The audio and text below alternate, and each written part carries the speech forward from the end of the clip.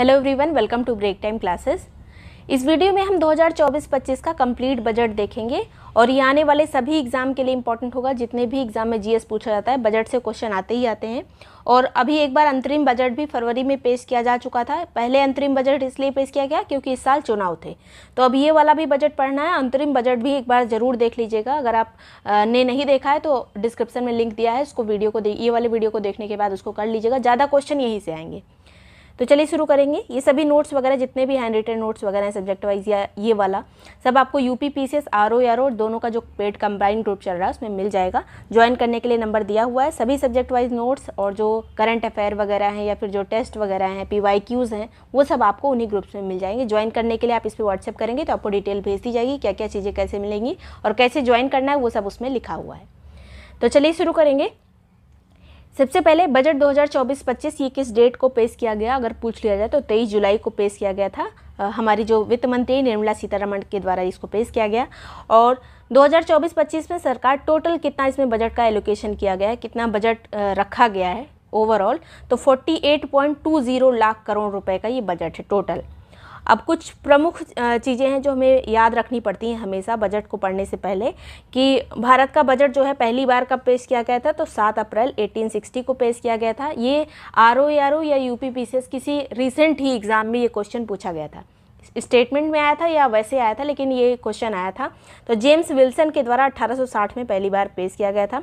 और स्वतंत्र भारत का पहला बजट 26 नवंबर 1947 में पेश किया गया था RK षणमुखम चेट्टी के द्वारा। तो 26 नवंबर को आज़ादी के बाद पहली बार पेश किया गया था, 26 नवंबर 1947 RK षणमुखम चेट्टी के द्वारा। अधिकतम बार किसने बजट पेश किया है, तो मोरारजी देसाई ने 10 बार बजट पेश किया है। P चिदम्बरम ने 9 बार, प्रणब मुखर्जी ने 8 बार बजट पेश किया है। तो ज़्यादातर यही पूछा जाता है कि सबसे ज़्यादा बार किसने, तो मोरारजी देसाई ने। निर्मला सीतारमण जी का ये 7वां बजट था। अब इसमें 7वें फरवरी वाला जो अंतरिम बजट था वो सब मिला लिया जाए तो टोटल बजट जो है 7वीं बार पेश किया है। और आपको पता होगा कि बजट शब्द कहीं पे भी संविधान में नहीं है, उसकी जगह पे वार्षिक वित्तीय विवरण लिखा हुआ है जिसका है आर्टिकल नंबर 112। तो 112 के तहत ये बजट पेश किया जाता है, लेकिन उसके लिए जो शब्द यूज़ होता है वार्षिक वित्तीय विवरण यूज़ होता है। अब अंतरिम बजट क्या था जो फरवरी में पेश किया गया था आम चुनाव से पहले, जब आम चुनाव से पूर्व सरकार द्वारा प्रस्तुत किया गया वित्तीय विवरण अंतरिम बजट कहलाता है। पूर्ण बजट जो है पेश होने तक ये जो है सेवा में रहता है। जो पुराना वाला बजट था, जो अंतरिम बजट था, वो जब तक चुनाव नहीं हो जाता, दोबारा जो है बजट नहीं पेश हो जाता, तब तक वही वाला माना जाता है। अब एक चीज़ और, लेखानुदान क्या होता है, तो आर्टिकल 116 के तहत लेखानुदान आता है। लगभग जितनी चीज़ें हैं बजट के अंतर्गत वो 112 से लेकर 117 तक के बीच में होती हैं, बस इसके आगे नहीं। मतलब जितने भी वित्तीय से रिलेटेड हैं, बजट से रिलेटेड 112 से 117 के बीच में होती हैं। ये सब लेखानुदान वगैरह के कभी कभी आर्टिकल पूछ लिए जाते हैं। तो 116 में है लेखानुदान। अब ये क्या होता है लेखानुदान, क्योंकि पूछा गया है इसलिए यहाँ पे लिखा हुआ है। लेखानुदान भी पूर्ण बजट से पहले पेश किया जाता है, पूर्ण बजट से पहले पेश किया जाता है, किंतु इसमें चुनाव की कोई बात नहीं होती है। तो ये चीज़ मैंने इसलिए यहाँ पे रिपीट कर ली है क्योंकि अंतरिम बजट और कभी कभी लेखानुदान एक जैसा साउंड करता है, लेकिन लेखानुदान भी पूर्ण बजट से पहले पेश होता है, अंतरिम बजट भी पूर्ण बजट से पहले वाला बजट होता है। और दोनों क्या मतलब चीज़ें आपको याद रखनी है, लेखानुदान क्या है मेनली अगर आ जाए तो, क्योंकि इसी साल ये पेश हुआ है अंतरिम बजट भी, तो ये सब चीज़ें पूछी जा सकती हैं। एक बार बस आपको रीड करना है कि 116 के तहत लेखानुदान है जो कि पूर्ण बजट से पहले पेश होता है, लेकिन इसमें चुनाव की कोई बात नहीं होती है। पहले से जो कुछ अनुदान मांगा जाता है सरकार के द्वारा वही है लेखानुदान। और अंतरिम बजट जो है जिस साल चुनाव होता है उसके पहले पेश किया जाता है। तो ये दो चीज़ें हैं जो आपको याद रखनी है। बजट तैयार करने हेतु नोडल निकाय क्या होता है, तो बजट प्रभाग इसको कहा जाता है। ये वित्त मंत्रालय के अंतर्गत जो आर्थिक मामलों का विभाग होता है उसी के द्वारा बजट तैयार किया जाता है। और ये किसके किसके परामर्श से होता है, तो नीति आयोग और जितने भी संबंधित मंत्रालय होते हैं उनके सबके परामर्श से ये तैयार किया जाता है बजट। वित्त मंत्रालय के अंतर्गत जो आर्थिक विभाग होता है उसी के द्वारा ये तैयार किया जाता है, या फिर इसी को कहते हैं बजट प्रभाग। रेल बजट और आम बजट को एक साथ कब से पेश करना शुरू किया गया है, तो 2017 से, अगर ये सब चीज़ें छोटी छोटी आ जाएं तो। अब बजट के चरण बहुत पूछे जाते हैं, जितने ये चरण लिखे हैं इतने चरण ऑप्शन में नहीं रहते, इन्हीं में से 2-4 चरण दिए रहते हैं, तो वो चीज़ें हैं ये। सबसे पहले बजट पूर्व परामर्श होता है, हितधारक सहभागिता इसमें आती है कि मतलब परामर्श लिया जाता है जिसमें सभी चीज़ें शामिल होती हैं, किसी को भी परामर्श के लिए इनवाइट मतलब बुलाया जा सकता है, सबकी सहभागिता इसमें होती है। फिर डेटा संग्रहण और विश्लेषण किया जाता है, बजट का मसौदा तैयार किया जाता है, फिर कैबिनेट की मंजूरी होती है, फिर बजट भाषण की प्रस्तुति की जाती है, संसदीय अनुमोदन उसके बाद लिया जाता है। ये अनुमोदन में बहुत सारी चीज़ें आ जाती हैं, कभी कभी अनुमोदन की जगह पे सामान्य चर्चा या फिर विभागवार चर्चा या फिर बजट मतदान, ये सब चीज़ें लिखी रहती हैं। तो अनुमोदन में ही सभी चीज़ें आ जाएंगी, जो चर्चाएं वगैरह होंगी बजट भाषण के बाद आती हैं, सब चर्चाओं वाला जो है क्रम आता है, ये सेम उसी क्रम में दिया हुआ है जिस क्रम में ये सभी चीज़ें होती हैं। फिर बजट का कार्यान्वयन होता है, फिर संशोधन होता है, अनुपूरक बजट वगैरह चीज़ें आती हैं। तो ये इसी क्रम में अगर आ जाए तो ये याद रखिएगा कि बजट की ज़्यादातर जो आता है कि प्रस्तुति, उसके बाद जो है संसदीय अनुमोदन, जिसमें अनुमोदन की जगह पे ऑप्शन में कभी कभी सामान्य चर्चा या फिर चर्चा केवल लिखा रहता है, बजट पर चर्चा, तो वो आएगा। उसके बाद फिर बजट का कार्यान्वयन, ये चीज़ें आ जाती हैं एग्जाम में, अरेंज करने को कई बार आ चुकी हैं। नेक्स्ट यहाँ पर हमारा जो कुछ लक्ष्य रखा गया वो भी एक बार यहाँ पर रिवाइज कर लेते हैं। 7 ट्रिलियन अर्थव्यवस्था का लक्ष्य हमें 2029-30 तक प्राप्त करना है और 5 ट्रिलियन का 26-27 तक। 26-27 तक हम 5 ट्रिलियन अर्थव्यवस्था में शामिल हो जाएंगे, ऐसा हमारा लक्ष्य है। और 29-30 तक 7 मिलियन जो है अर्थव्यवस्था में हम शामिल हो जाएंगे। अंतरिम बजट में कुछ वादे किए गए थे 1 फरवरी को जब बजट पेश किया गया था कि 4 कास्ट पे हमें फोकस करना है, वही सेम चीज़ इस बार भी रिपीट की गई है कि हमने जैसा वादा किया था भाषण में इसी तरह बोला गया है कि जिस तरह से हमने अंतरिम बजट में ये बातें कही थी, 4 कास्ट को फोकस किया था, उसी तरह से हम उस बात पे अभी भी कायम है। गरीब, युवा, महिला और किसान पे इसमें फोकस किया गया है। आप अंतरिम बजट ले लीजिए या इसमें मतलब दोनों में यही सेम चीज़ है, गरीब, युवा, महिला और किसान। इसके अलावा एक जो नई चीज़ यहाँ पर इंट्रोड्यूस की गई है कि एमएसपी में लागत का 50% मार्जिन रखा जाएगा। ये भी अंतरिम बजट का में भी ये बात कही गई थी, अभी भी ये बात कही गई है कि जो एमएसपी दिया जाता है, टोटल कॉस्ट जितनी आती है फसल उत्पादन में, उससे बढ़ा के मतलब 50% तक का उसमें मार्जिन रहेगा, 50% तक का उसमें मुनाफा दिया जाएगा एमएसपी के तहत किसानों को। तो ये भी इसमें रिपीट किया गया। फिर बजट 24-25 में जो है फोकस किया गया है कुछ और चीज़ों पे भी। वैसे तो सेम कास्ट, वही वाला कास्ट की बात की गई है, लेकिन एक कुछ और फोकस क्षेत्र हैं, जैसे रोजगार पे इसमें बात की गई है। जो भी बजट पेश किया गया, रोजगार पे, कौशल पे, प्रशिक्षण पे और मध्यम वर्ग पे इसमें फोकस किया गया है। तो अगर फोकस पॉइंट पूछ लिया जाए 24-25 का और उसमें गरीब, किसान, महिला ये सब ना दिया हो, तो आपको जो है ये वाला चीज़ याद रखना है कि फोकस पॉइंट में रोजगार, कौशल, प्रशिक्षण और मध्यम वर्ग भी इसमें शामिल है। तो ये 4 चीज़ें अलग से मेंशन की गई हैं, इसलिए इम्पॉर्टेंट है। अब बजट की प्राथमिकताएं जो है 9 श्रेणियों में इसको बांटा गया है। तो पहली जो है प्राथमिकताओं में आता है कृषि में उत्पादकता और अनुकूलनीयता, मतलब कृषि की बात सबसे पहले की गई है, उत्पादकता कैसे बढ़ाई जाए। तो इसके लिए जो है ये सब, इसमें जो डेटा वाला पोर्शन है वो मैंने लास्ट में लिखा है कि जिसमें जो रट लेना है सीधे सीधे। और अब जो जिस तरह से क्वेश्चन आते हैं कि स्टेटमेंट वाइज आ जाता है कि इसके बारे में बात की गई या नहीं, उसके बारे में बात की गई या नहीं, तो वो चीज़ें यहाँ पर है।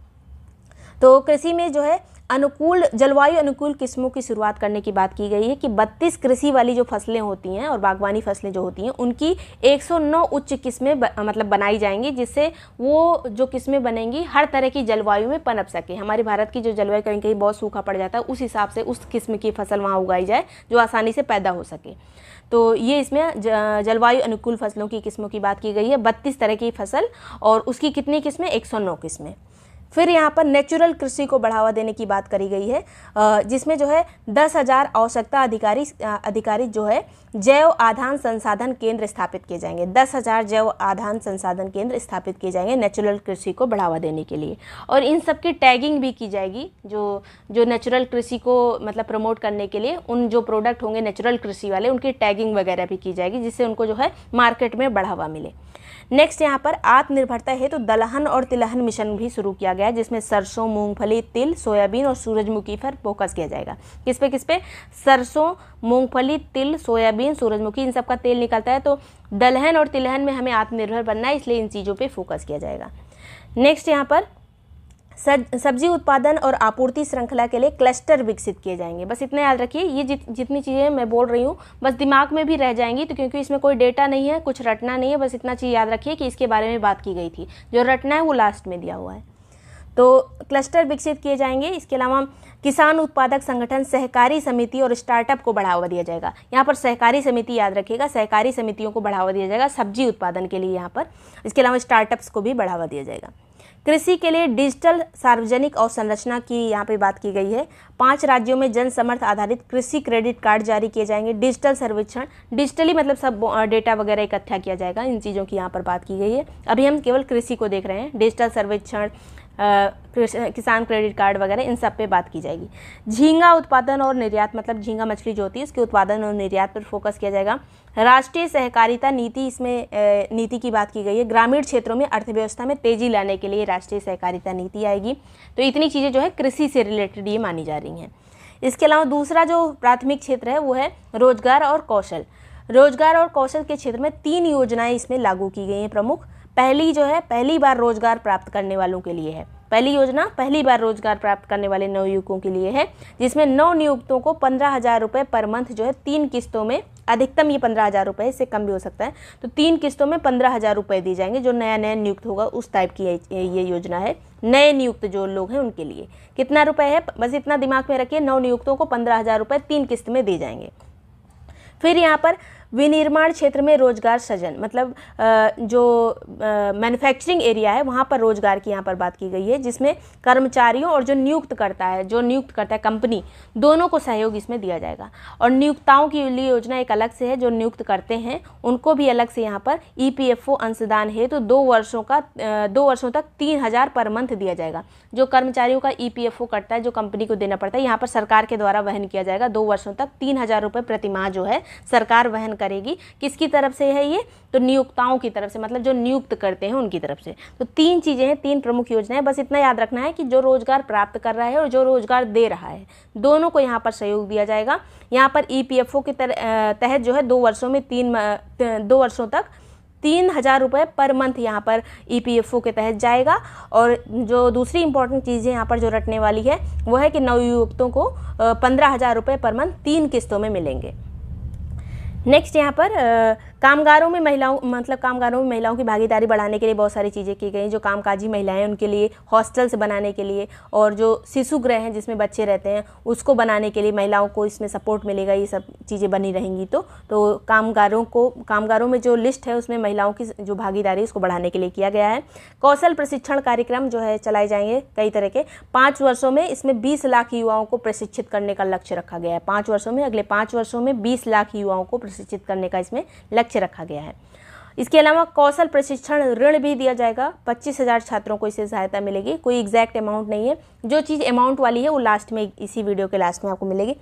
कौशल प्रशिक्षण ऋण इसमें दिया जाएगा, जिससे जो है 25,000 छात्रों को सहायता मिलेगी। फिर जो है शिक्षा ऋण दिया जाएगा। शिक्षा ऋण के तहत जो है अगर कोई भारत में हायर स्टडीज़ करता है, हायर एजुकेशन के लिए जाता है, तो 10 लाख रुपए तक का लोन इसको मिलेगा। और इसमें जो ब्याज भरा जाता है, ब्याज का 3% ब्याज जो है सरकार खुद भरेगी। शिक्षा ऋण में 3% जो है ऋण जो है सरकार खुद वहन करेगी, अगर भारत में हायर एजुकेशन ग्रहण की जाती है तो। नेक्स्ट यहाँ पर समावेशी मानव संसाधन विकास और सामाजिक न्याय, ये जो अगला इसका प्राथमिक क्षेत्र है। पहला हो गया जो कृषि से रिलेटेड था, दूसरा युवाओं के प्रशिक्षण से रिलेटेड है, तीसरा वाला ये मानव संसाधन विकास से संबंधित है। अब इसमें जो है एक योजना चलाई जा रही है, पूर्वोदय योजना, जिसके तहत कौन कौन से राज्य यहाँ पर कवर किए जाएंगे, उनका विकास किया जाएगा। तो बिहार है, झारखंड है, पश्चिम बंगाल, उड़ीसा और आंध्र प्रदेश। बिहार पे देखिए बहुत सारा चीज़ें यहाँ पर आई हैं, मतलब बिहार को बहुत सारा सहयोग मिल रहा है इस बजट के तहत। तो बिहार इसमें आ जाएगा पूर्वोदय योजना के तहत, झारखंड भी आ जाएगा, पश्चिम बंगाल, उड़ीसा और आंध्र प्रदेश ये हैं, एकदम रट लीजिएगा। इन 5 जो है क्षेत्र को कवर किया जा रहा है इसके तहत। फिर यहाँ पर अमृतसर कोलकाता औद्योगिक गलियारा बनाया जाएगा।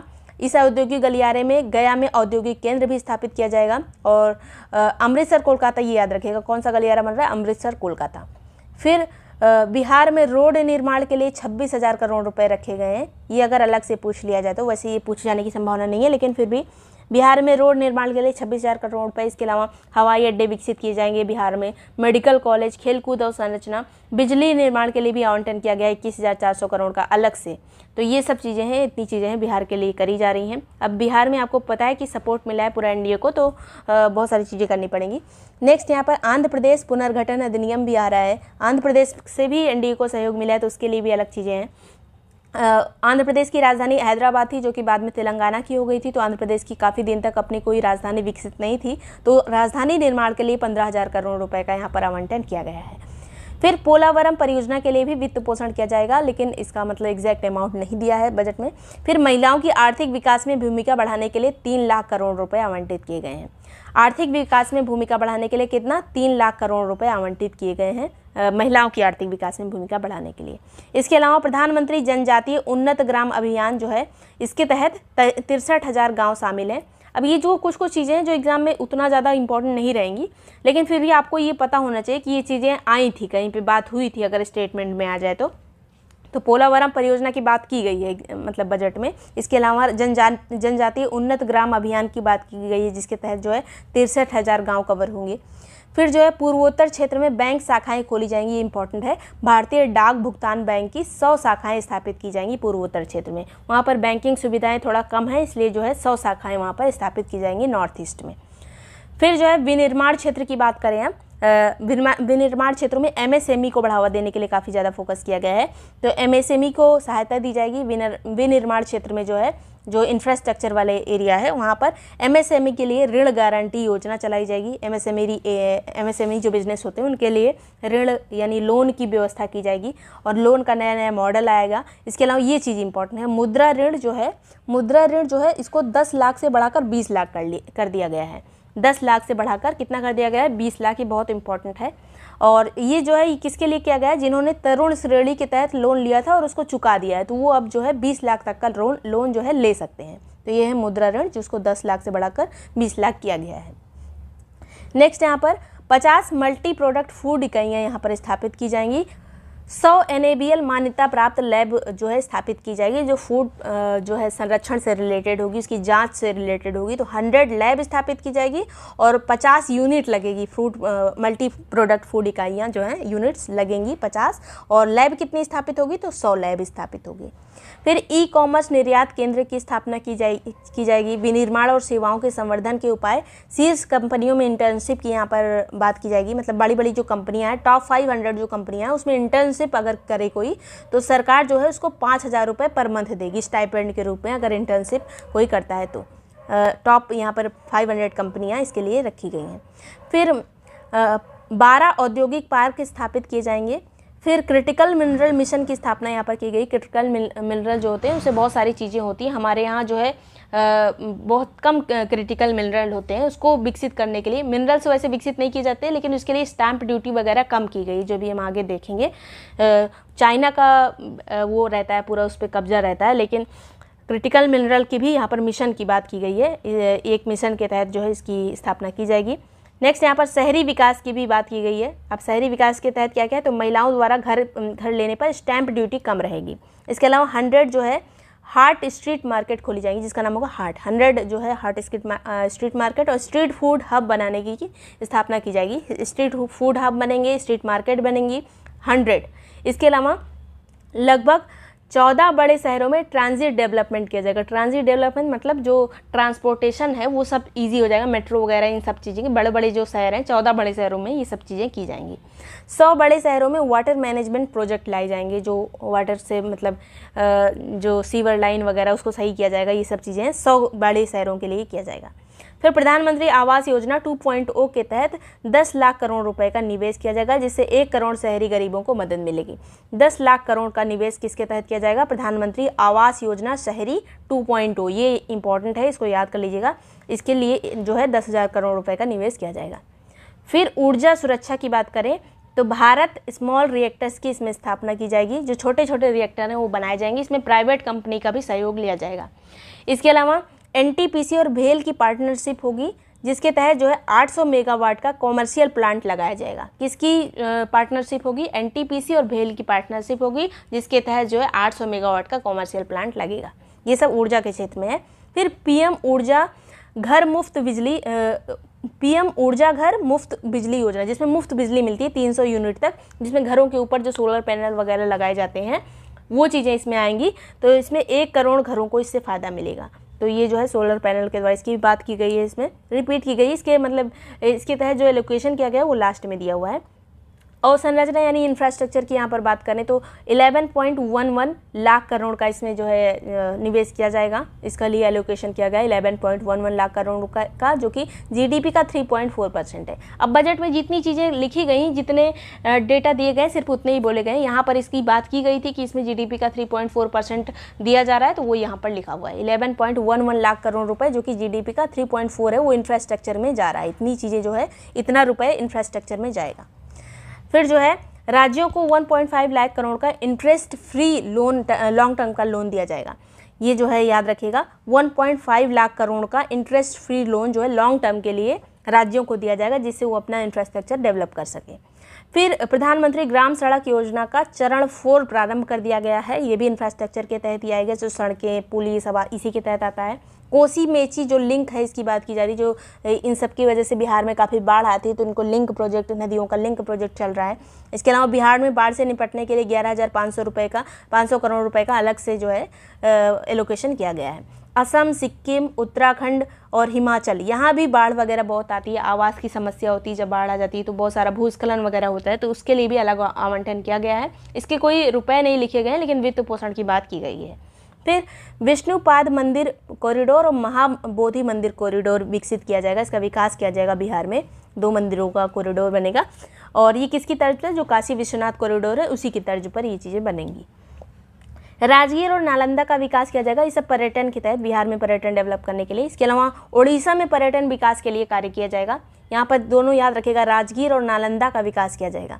फिर नवाचार, अनुसंधान और विकास के क्षेत्र की बात करें तो नेशनल रिसर्च फंड के लिए जो कितने रुपए रखे गए? 1 लाख करोड़। इंपॉर्टेंट है ये, नेशनल रिसर्च फंड के लिए 1 लाख करोड़ रुपए रखे गए हैं।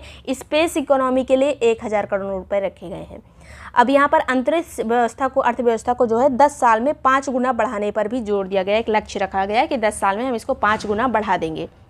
अभी जो है स्पेस इकोनॉमी को कितना दिया गया है? 1000 करोड़ रुपए, और नेशनल रिसर्च फंड के लिए 1 लाख करोड़ रुपए। नेक्स्ट है अगली पीढ़ी के विकास की बात करें तो इसमें जो है मुख्यतः भूमि पर फोकस किया गया है। भूमि का डेटा इकट्ठा करना, ग्रामीण क्षेत्रों में जो आगे चल के बहुत विवाद हो जाते हैं, तो उसके लिए मैपिंग वगैरह की बात की गई है। इसमें बस 2 ही पॉइंट इंपॉर्टेंट है। भूमि आधार, भू आधार जिसको कहते हैं, एक आइडेंटिफिकेशन नंबर होता है ज़मीन का, तो उसको बनाया जाएगा। इसके अलावा भूमि मैपिंग वगैरह करी जा रही है, तो ये इसकी भी बात की गई है।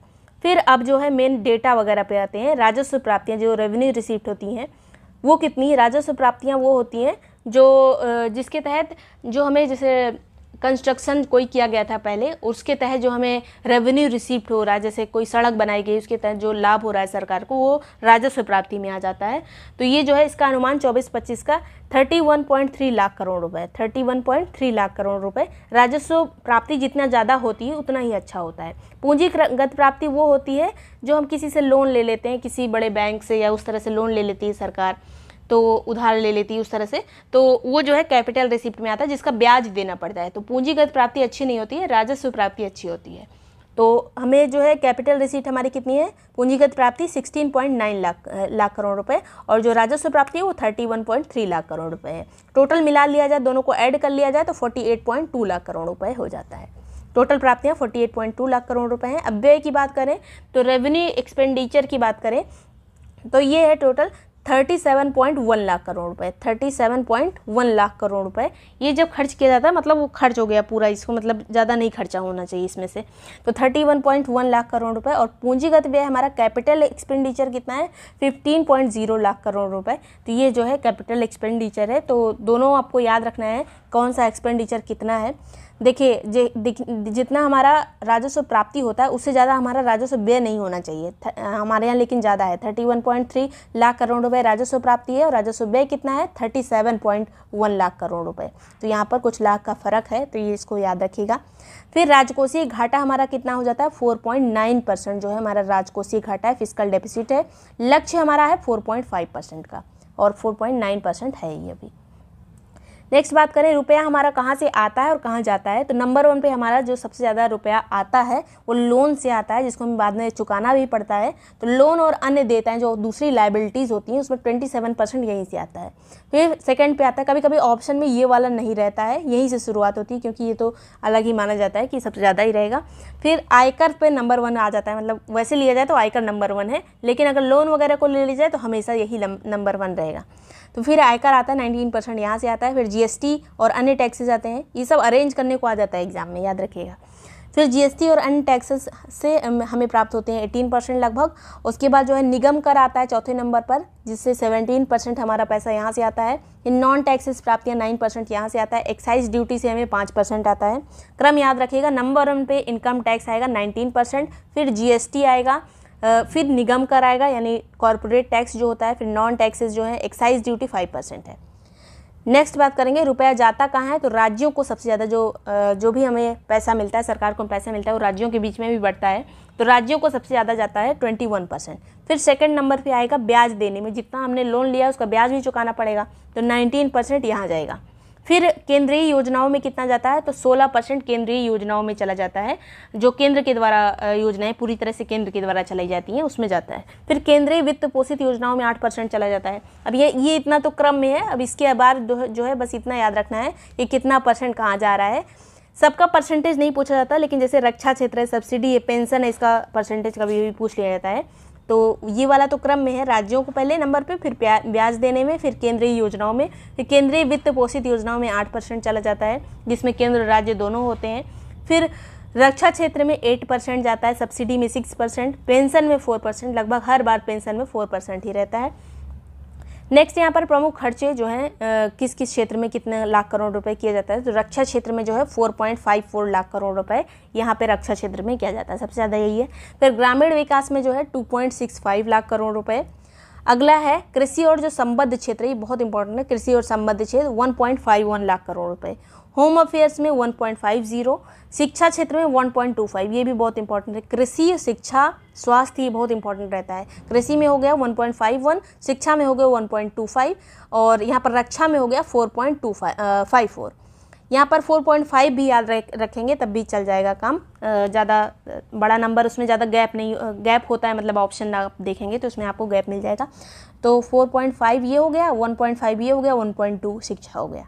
फिर आईटी और टेलीकॉम में 1.16, स्वास्थ्य के क्षेत्र में 89,000 करोड़ है, ये 89,000 करोड़ रुपए स्वास्थ्य के क्षेत्र में आवंटित किए गए हैं। ऊर्जा यानी एनर्जी क्षेत्र में 68,000 करोड़। फिर सोशल वेलफेयर में 56,000 करोड़ रुपए, कॉमर्स और इंडस्ट्री में 47,000 करोड़ रुपए। अब स्वास्थ्य वाला एकदम याद रखेगा 89,000 करोड़, ऊर्जा वाला याद रखेगा 68,000 करोड़, और यहाँ पर शिक्षा के लिए 1.2 लाख करोड़। फिर कृषि संबंध क्षेत्र 1.51 लाख करोड़ रुपए। उसके बाद रक्षा के क्षेत्र में 4.54 लाख करोड़ रुपए। कई बार रिपीट करेगा एग्जाम के पहले, एक बार फिर से देख के जाइएगा। 2024-25 में जीडीपी का अनुमान हमारा 6.5 से 7% तक रखा गया है। इनकम टैक्स, अब कुछ और बातें की गई जो हमें याद रखनी पड़ेंगी, जैसे इनकम टैक्स एक्ट 1961 को रिव्यू किया जाएगा, ये भी इसमें बात कही गई है अगर स्टेटमेंट आ जाए तो। कैंसर की 3 दवाओं की कस्टम ड्यूटी को समाप्त किया जाएगा, तो मेडिसिन के क्षेत्र में जो है कस्टम ड्यूटी कम की गई तो सस्ती हो जाएंगी दवाएं।